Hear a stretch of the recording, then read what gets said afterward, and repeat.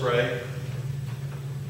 Gracious Father, may the words of my mouth, the meditations of my heart, and the thoughts that you have placed there be a promise and a hope for these thy children gathered here today. We especially ask that you bless the USA again as you blessed it in its beginning. May we have men and women who stand in harm's way to offer freedom for all who come here to America this day. Amen. In the Gospel of Matthew, Jesus says these words, which I believe are relevant for this time of history that we are in. Come to me, all you who labor and are burdened, and I will give you rest. Take my yoke upon you and learn from me, for I am meek and humble of heart, and you will find rest for yourselves. For my yoke is easy and my burden is light. My yoke is easy and my burden is light. A yoke is a symbol of submission. It is placed upon an ox or an ass, a mule, a horse. It is placed there to do the work of the ones who own it. It is attached to them so they can plow the fields and reap the harvest. It is there for their master to guide them on their walk. Jesus is not promising that our walk in faith is going to be easy. But he tells us that his yoke is light. His burden is light and his yoke is easy. He's not promising to take away all of our troubles, but despite the troubles we experience in this life, we can have peace of mind and heart and conscience. Living a Christian life entails taking on burdens and responsibilities, but the yoke of Jesus is far easier to bear than the yoke of sin and guilt. Christ also promises his faithful followers eternal happiness in heaven when we come to know him as our Savior. Hundreds of years ago, our forefathers came to this country because the yoke of oppression was upon their shoulders. There was no liberty to worship in the way they desired, to worship the God that was a true God, and not the King of England and all the other people who had control of them. They were seeking true freedom, not to the unjust authority that was placed upon their shoulders. America cast off the yoke of England to become a free and independent state, later unified under the Constitution of the United States. On July 4, 1776, the Second Continental Congress adopted the Declaration of the Independence to declare to the world the reasons America was separating from her mother country. In poll after poll after poll, when the pollsters asked students if they could identify this phrase, "We hold these truths to be self-evident, that all men are created equal," they wondered if they could answer that as a line in the Declaration of Independence and fit under 40%, not quite 50%, said that was a line from the Communist Manifesto. What are we teaching our children about America? Where are we going as a nation today? President Ronald Reagan, in tradition of other warnings of past presidential farewell addresses, said in his farewell address that is something pertinent to us. "I am warning of an eradication of the American memory that could result ultimately in an erosion of the American spirit. We're under attack from all sides. Not only America, but Christianity. Christianity came to found this country of ours for freedom of religion. Now freedom of religion is being taken away today. No longer can we say God bless America without somebody fighting to have it taken away from us. Our coins to be changed, the paper to be changed, the words and the capitals to be changed. No more God bless America. It is likely that very few young people today know that God is mentioned 4 times in the Declaration of Independence. The founding fathers of America believed in a creator and a natural law. John Adams, our second president and the president of the Second Continental Congress, once said, "You have the rights antecedent to all earthly governments, rights that cannot be repealed or restrained by human laws, rights derived from the great legislator of the universe." It is likely that Thomas Jefferson, the author of the Declaration of Independence, and James Madison, the architect of the Constitution, were familiar with the writings of Jewish Jesuit saint, Cardinal Robert Bellarmine.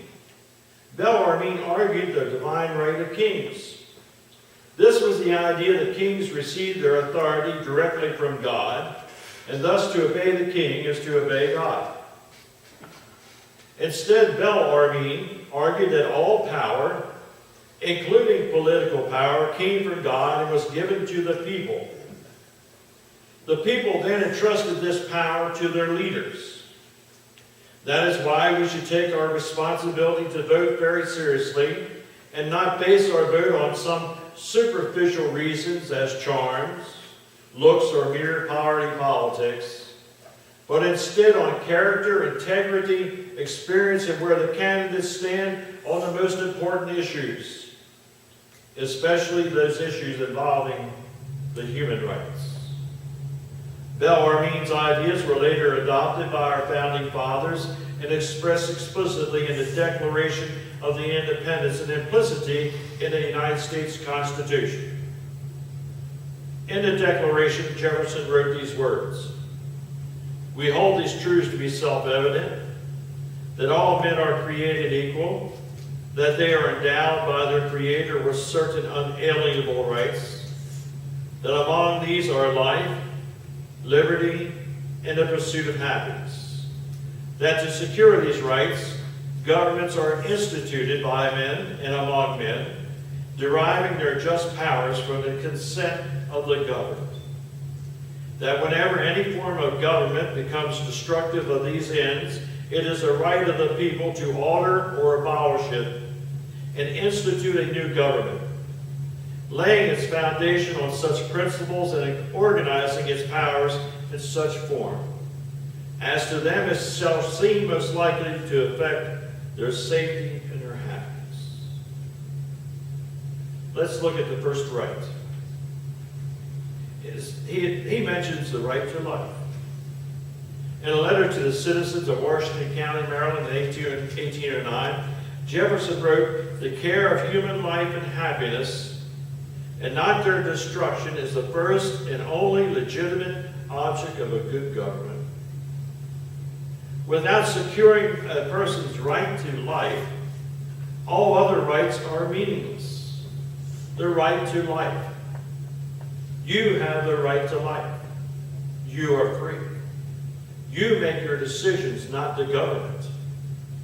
That is why Pope John Paul said in Christi Fidelis Lucia, his letter to the lay people in 1988, he wrote these words: "The inviolability of the person, which is a reflection of the absolute inviolability of God, finds its primary and fundamental expression in the inviolability of human rights and of life.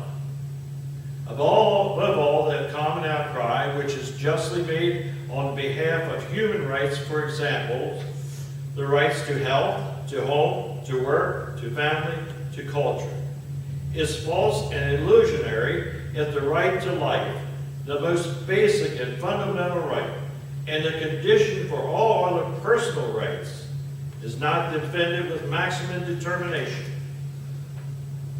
Sadly, we know that this is not wholly true in America. 70 years ago, our nation failed to live up to its noble principles and our founding documents by tolerating legalized slavery. Even after slavery was abolished, African Americans were denied their God-given rights. More work needs to be done, but we have accomplished much in the years past. We have more work to do in the future ahead.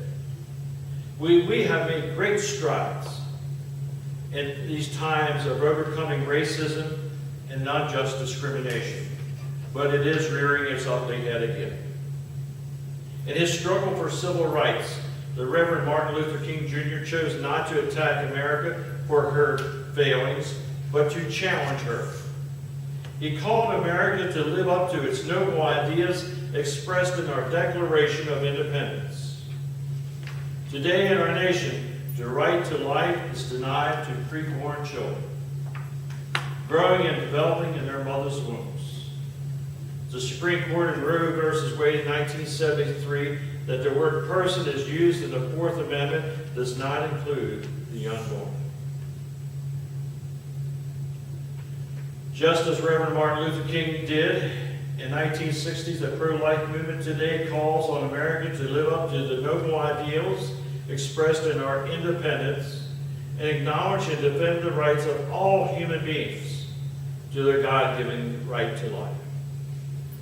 Every time Pope John Paul came to the United States, he never neglected to speak up on the rights of the unborn, as he did when he visited Washington in 1979 and his last visit to St. Louis in 1999. Before he left the United States, in his farewell address at the Detroit airport, he said something I think is prophetic about the right to life and where America should be.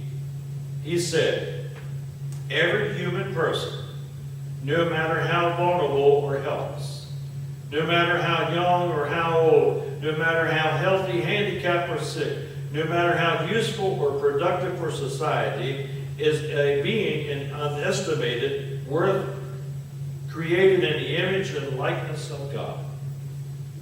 This is the dignity of America, the reason she exists, the condition for her survival, yes, the ultimate test of her greatness, to respect every human person, especially the weak and the defenseless, and those yet unborn. I must say these are my views, and only my views and a lot of other people's. I do tell you this, each of us has a responsibility as a Christian and as an American to work for the protection of human rights, especially the most basic human and civil right that we have is a right to life. To do so is to be faithful both to God and the vision of our founding fathers and of this nation. If we are to succeed and to go forth for generations to come, we've got to restore the foundation of our republic as one nation under God, both with liberty and justice for all. Men and women have placed a yoke of responsibilities upon their shoulders when they governed and when they stood in harm's way and died in harm's way to give you the protection of life, liberty, and the pursuit of happiness. Men and women give their all even today. Families torn apart, wondering if they'll ever see their loved ones again. There are millions and billions of people who would die to have the liberty that we have, no matter what it is, to gather together as Christians, united under one God, one nation, indivisible, and justice for all. The 4th of July, another time for more picnics and gatherings,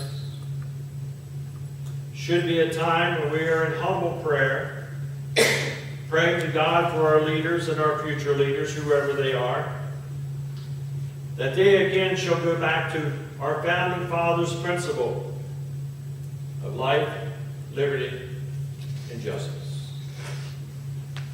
May God grant us, this nation, his authority again to give liberty and justice and life to all who seek its shores.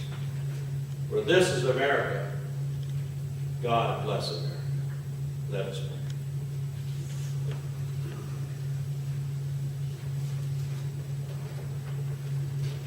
We praise you, Father, for our founding fathers and those farmers and men and women who defended their right to liberty, and for the ages past of all who stood in harm's way, fighting for justice for all men.